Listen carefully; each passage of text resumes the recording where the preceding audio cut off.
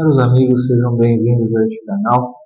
Ainda há pouco eu estava gravando uma aula em que eu tratava de uns aspectos da minha pesquisa acadêmica, não é? Que também é em Direito e Literatura, e fizemos uma análise no artigo com o professor Vitor e o professor Sandro Alex sobre a peça do Ibsen, que eu já falei aqui, O Pato Selvagem, a partir da perspectiva ética da teoria neoclássica da lei natural. E aí, uma das coisas que eu precisei falar é de como é possível fazer uma análise filosófica, ética de uma obra de arte. Eu achei muito importante pontuar isso aí. E aí eu decidi gravar esse vídeo agora logo em seguida aqui para... Perdão pelo barulho. Perdão pelo barulho de novo. Aqui para vocês. Tá bom, porque isso me parece algo importante. Eu acabei aqui de esboçar o roteiro rapidamente para comentar isso aqui com vocês, porque às vezes me parece que há dois extremos complicados, que é, por um lado, você fazer o juízo do cancelamento de que tal obra, porque tem um enredo assim, o personagem assado, tem que ser cancelada, não é? Que nada mais é do que uma vertente daquilo que eu lembro de uma entrevista do Jorge Amado, que vergonha, né? do Jorge Amado naquele programa A Fondo, programa espanhol. Se vocês olharem, tem várias entrevistas interessantes lá com autores bons. Aí, numa edição especial do Boom Latino-Americano, aparece o bendito do seu Jorge Amado, falando que assim, olha, nos meus livros o povo sempre vence. E eu, cacete, mano, o que isso tem a ver com literatura? O que isso tem a ver com literatura? Nada. Né? E aí, quando a gente pode pensar ao contrário do senso, não é?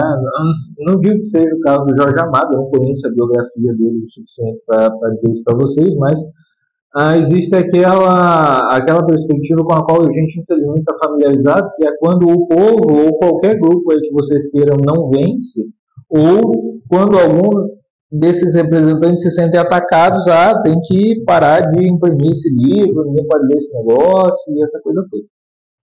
O que é um juízo moral, moralista da obra, não é? Por outro lado, existe aí nessa onda na qual eu estou, não é, da preocupação pela formação do imaginário, o pessoal querer, não, aqui a gente tem que ler obras que nos ajudem eticamente a melhorar e qualquer coisa assim, não é? Obras têm que ser boas, então aí tem que selecionar o enredo, porque não pode ter tal coisa. Olha, em relação à idade e à maturidade do leitor, realmente, tem coisa que um adolescente ainda não vai entender. Criança menos ainda, então não dá para ler tudo. Ok, nesse ponto, perfeito. O problema é quando as pessoas começam a avaliar isso, avaliar os seus juízos morais e confundir o juízo moral com o juízo estético. Rapaz, aí nós temos um problema. Aí nós temos um problema grande, porque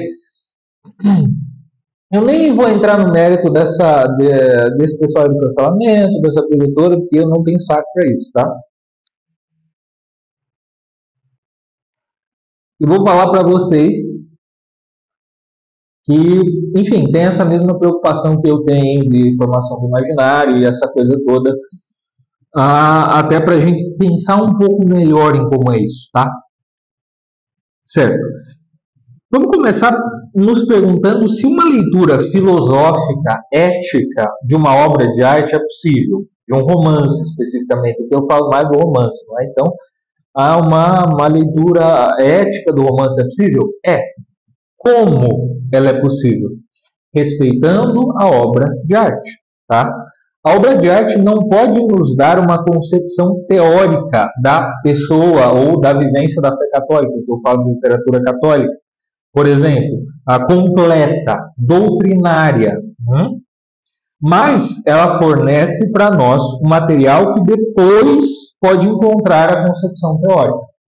No caso da peça do Ibsen, como a gente viu, o que a gente fez nesse artigo que eu mencionei? Eu vou deixar o link para vocês, caso se interessem por ler esse artigo acadêmico. A gente tomou a peça inteira, sem fazer nenhum recorte. A gente não fez um juízo estético da obra, A gente tomou a obra tal como ela nos foi dada, o juízo estético aí é anterior a essa outra análise filosófica, por exemplo, tá? E aí depois, com o referencial teórico, a gente foi analisar as motivações do Gregersberg. Então a gente precisou de um referencial teórico ético para depois se perguntar, tá, esse personagem fez isso, isso, isso, mas o que ele estava fazendo? E nós só conseguimos fazer isso porque o personagem é bem construído. Porque a obra de arte respeita os seus limites, porque o artista respeita os limites daquela obra de arte. Porque ele procurou, no caso Ibsen, procurou com excelência fazer uma boa peça de teatro. Essa era a preocupação dele. Essa preocupação é consciente e inconsciente. Cara, não sei o que o Ibsen tinha na cabeça quando ele escreveu. Mas eu consigo ver um personagem, eu consigo ver a ambiguidade dele, eu consigo ver a complexidade dele, eu consigo ver o que ele está enfrentando.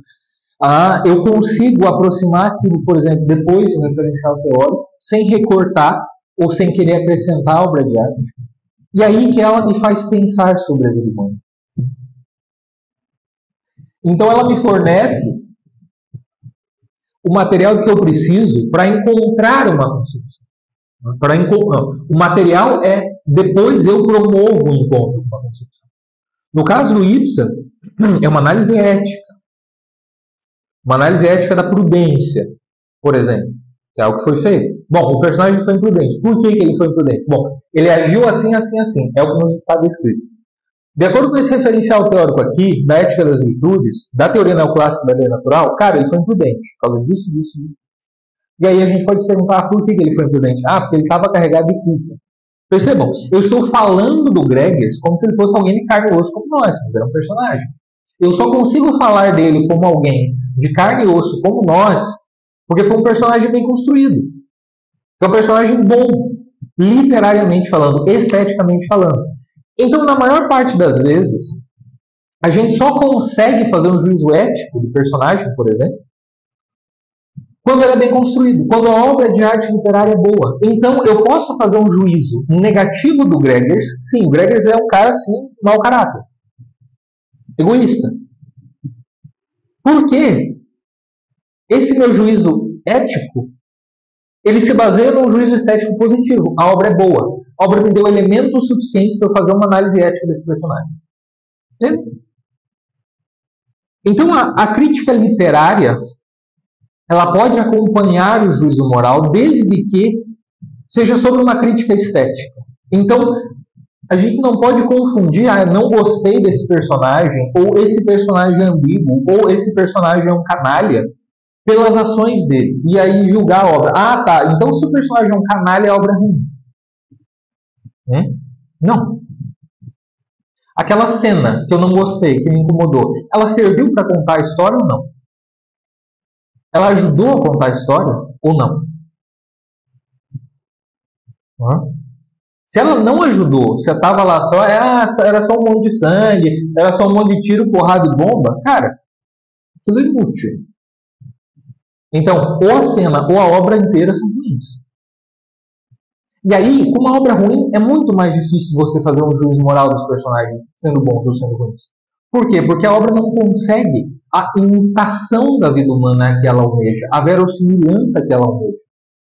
E ela só chega nisso quando ela respeita os seus limites. Ou seja, a obra de arte literária tem um fim que a gente pode dizer que é mais modesto da teologia, por exemplo. E não tem problema. O romance tem um fim que é muito mais modesto do que da teologia, o romance católico, por exemplo. E não tem problema, porque é aí que ele consegue atingir.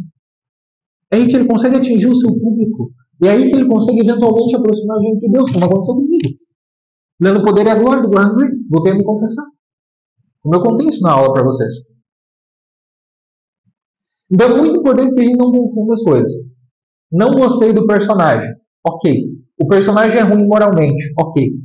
Aí eu vou pensar em quais elementos eu posso avaliar que ele é ruim moralmente, como o Gregers. Aí eu vou destrinchar esses elementos. Vou fazendo essa análise ética. Mas a obra é boa. Então as duas coisas são possíveis. Na verdade são necessárias, né? Portanto, até coloquei aqui com uma letra grandona. Vou repetir. Não confundir o juízo moral com o juízo estético. Não confundir o juízo moral da obra com o juízo moral do personagem com o juízo estético da obra. Tá? Quando a gente se depara com ambiguidade moral no romance, vou dizer um negócio para vocês. É até melhor, tá? Que a gente experimente, é melhor humanamente falando, para a formação do nosso imaginário, tá? Aqui, para essa finalidade ética humana, que a gente se depare com a ambiguidade do personagem. Porque isso também contribui para que a gente seja mais humilde. Né? Quanto mais dúvidas nós tivermos, aquilo da gente vai e volta para o personagem e fala, cara, eu não gosto, mas eu não entendo bem por quê.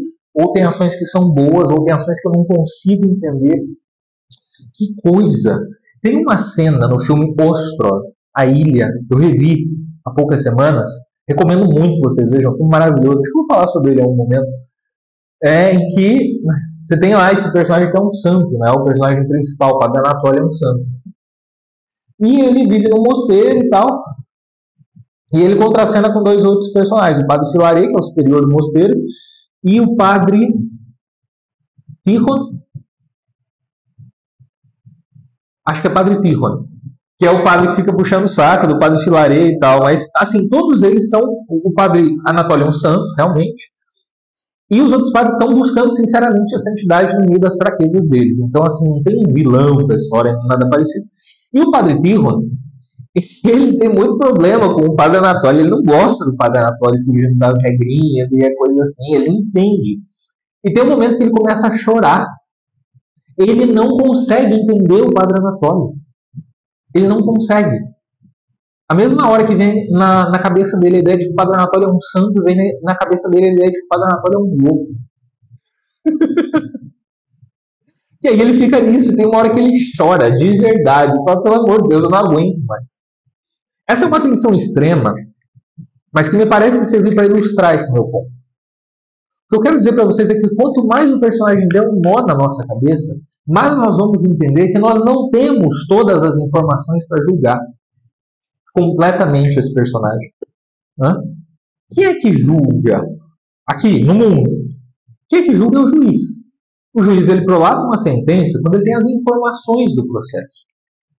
E pelas informações, ele combina aquilo, ele subsume o caso à norma, não é? Os princípios gerais do direito, as normas concretas do ordenamento jurídico, e aí ele vai lá e emite, que no direito tecnicamente se diz prolatar, não é? Ele prolata uma sentença. Tá? É isso que o juiz faz, ou seja, ele tem as informações. Só que, em relação ao ser humano, só Deus tem todas as informações do seu coração. Nós não temos.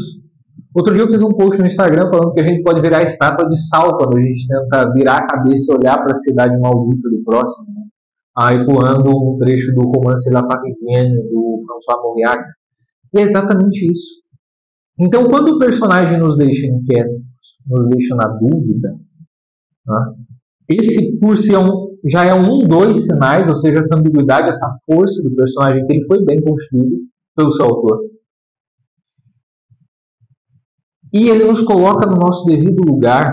Ele pode nos ajudar, e aqui entra o aspecto da formação do imaginário, a nos colocarmos no nosso devido lugar com o nosso próximo. E às vezes até conosco mesmos. Porque nós não conseguimos olhar para esse coração. Nós não temos todas as informações. Gente, se nós não temos todas as informações nem de um personagem literário, como é que nós vamos ter todas as informações do nosso próximo, de carne e osso como nós? E às vezes a gente não tem nem as nossas próprias informações. Né? Ou seja, a gente ir voltar para um personagem, ele nos incomodar também é bom. A ambiguidade dele, de modo que a gente não consegue formar um juízo moral definitivo acerca das ações dele, é uma coisa boa. E a gente vai tentando, vai buscando refletir mais e mais e mais e mais, e aí sim a gente vai se apoiar numa leitura espiritual, numa leitura filosófica, numa leitura teológica, para ver se a gente consegue entender melhor aquilo. E sempre fica alguma coisa ambígua, então a gente tem que reler a obra. E uma obra de arte, um romance bom, é aquele que a gente só relê, não é? É aquele que tem que ser lido vezes e vezes e vezes e vezes, e a gente sempre parece que encontra alguma coisa. E aí ele vai se tornando um clássico. Né? E aí, com sucessivas gerações de gente relendo e relendo e relendo e relendo aquilo, ele se torna um clássico. Né? Então, a lição é essa. Vou repetir. Não confundir juízo moral com juízo estético. Tá bom? Muito obrigado, meus amigos, pela atenção de vocês e até o próximo vídeo.